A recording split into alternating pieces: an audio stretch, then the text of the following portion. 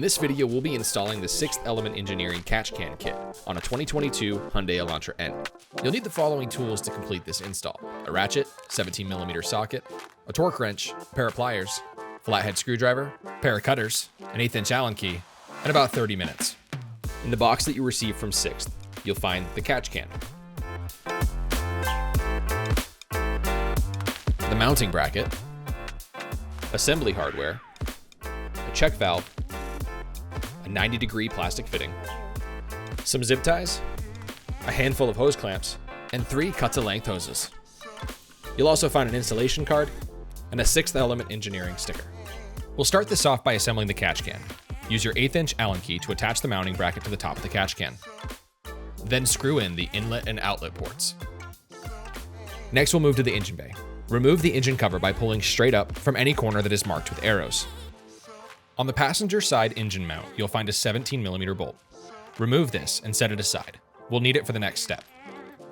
Now we'll install the pre-assembled catch can and mounting bracket to the engine mount. Make sure the can fittings are facing the driver's side of the car. Use the 17mm bolt to mount the bracket and torque this bolt to 65 to 75 pound-feet. If you don't have a torque wrench, you'll want this good and tight, so put some muscle into it, but don't go crazy. Next, you'll disconnect the PCV hose by removing the hose clamps with your pair of pliers.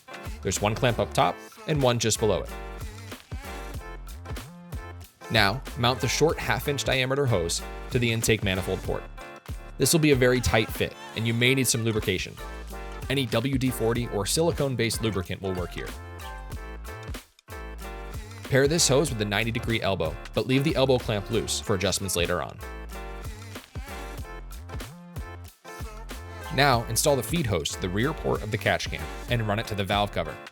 Now we'll install the return hose to the front port of the catch can and run it to the 90-degree fitting. Once run, tighten all of your hose clamps.